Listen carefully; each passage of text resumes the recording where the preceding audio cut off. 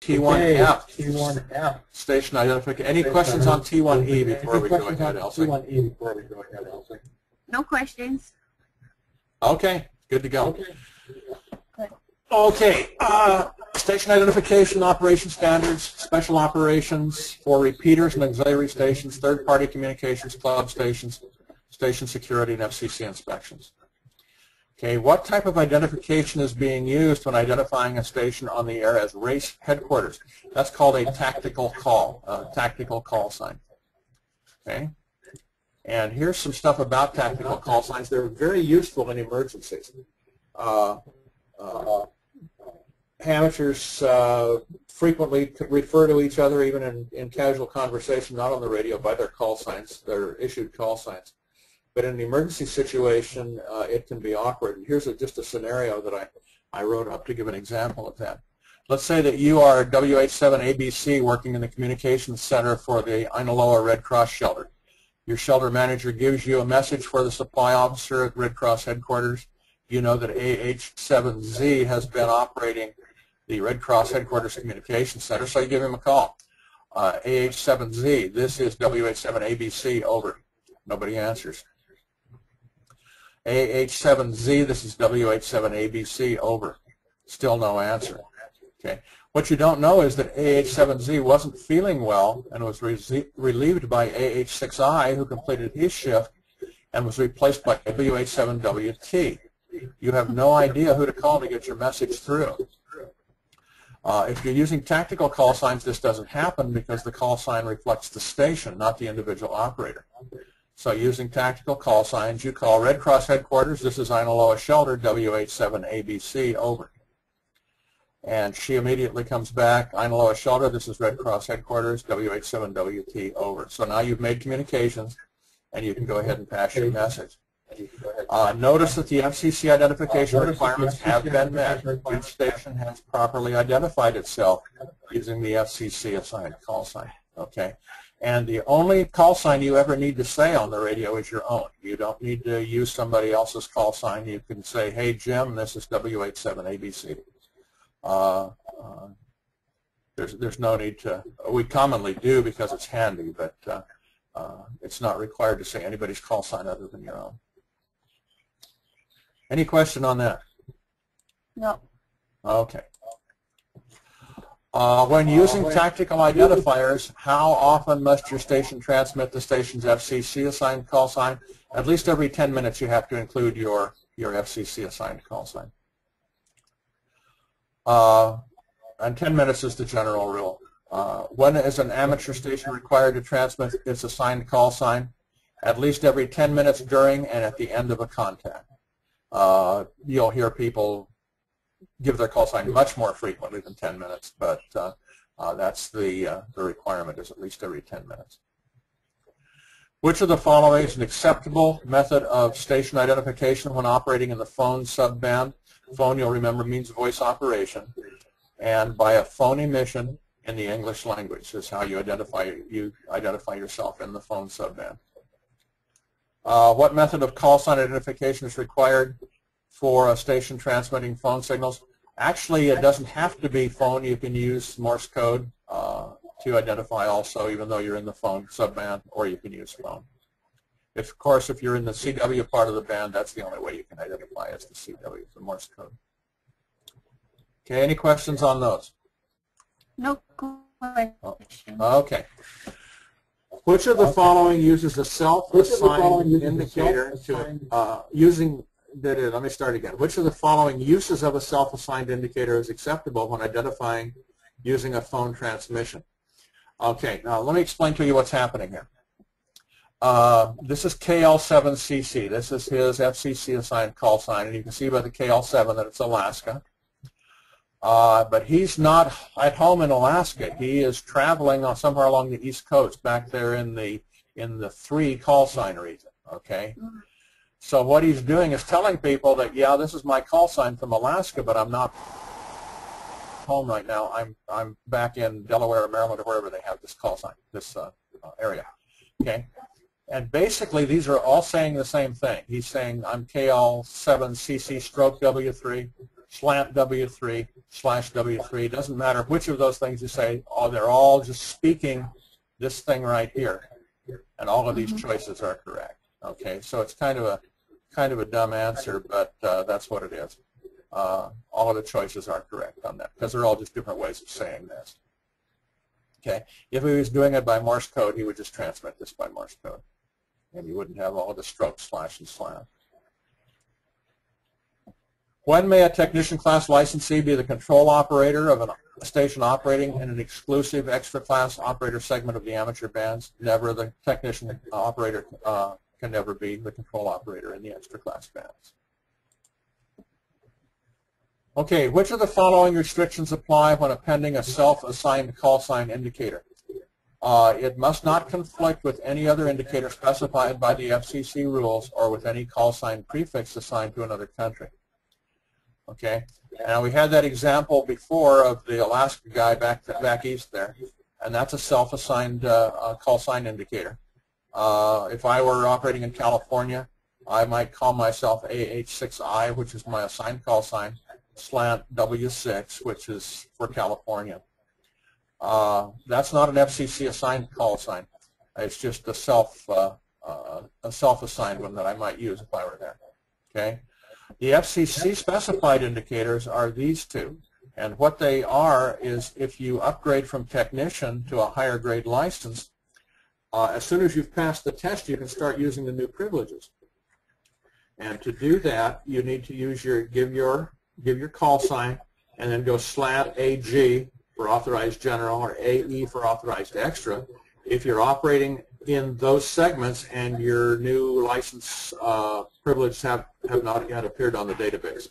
So for about 10 days to 2 weeks after the test, you can operate as a general until that appears on the database, but you have to put this slant AG in your call sign to show that you're authorized general. Okay. Are you okay with that? Do you understand that? Yeah. Okay, so these are the FCC specified indicators, and this would be an example of a self-assigned one. So what I do here can't it can't use a call sign prefix assigned to another country, and it can't be confused with these. Okay, what type of amateur station simultaneously retransmits the signal of another amateur station on a different channel or channels? That's called a repeater station. I told you we were going to define those, so let's go ahead and do that now.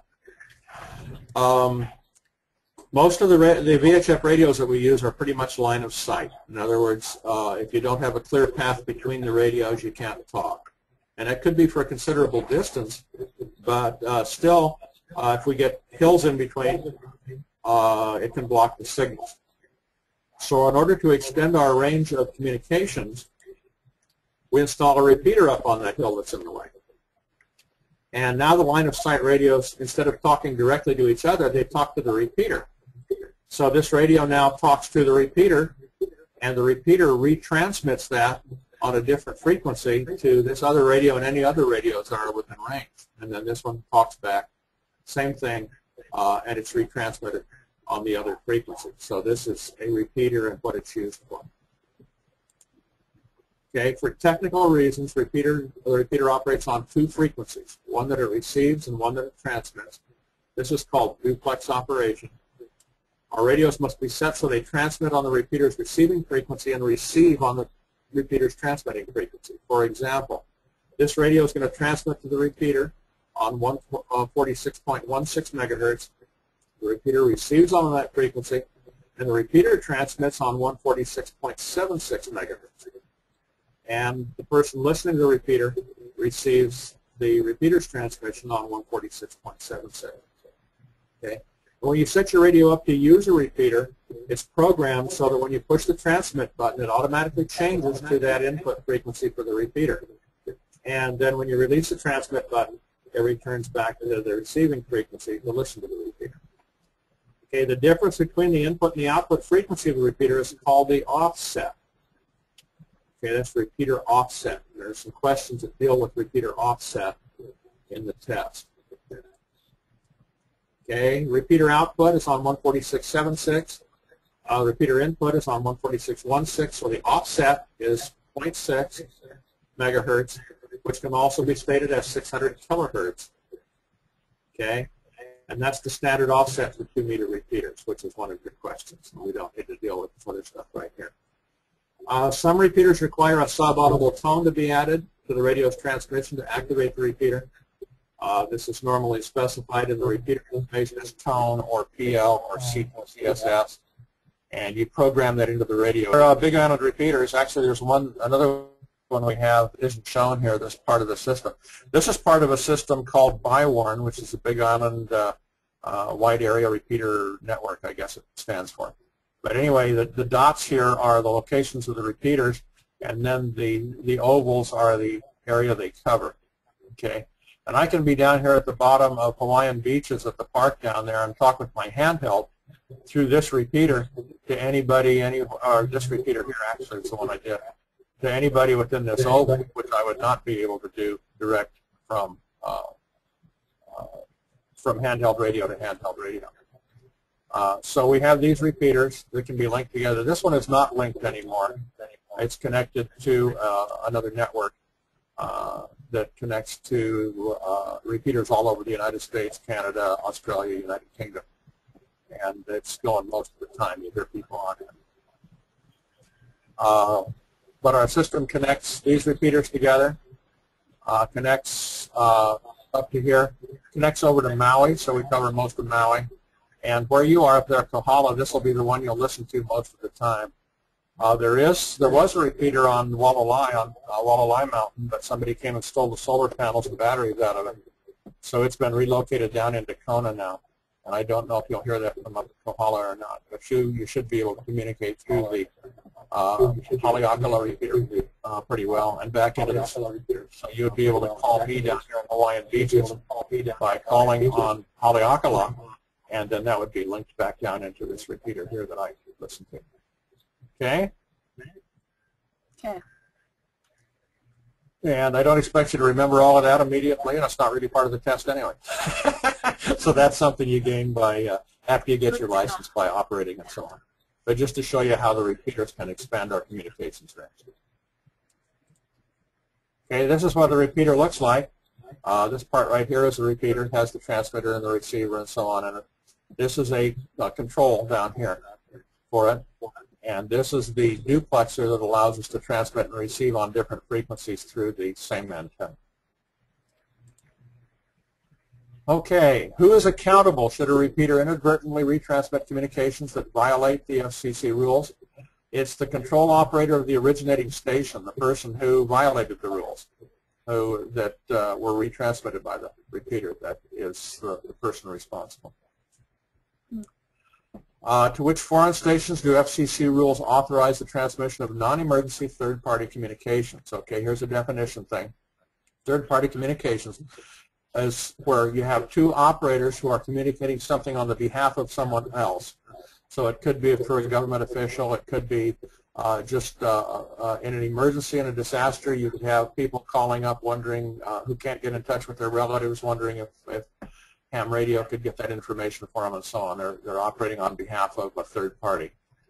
And foreign stations generally, they'll for non-emergency third-party traffic, the foreign countries have to give their permission for it. Any station whose government permits such communications.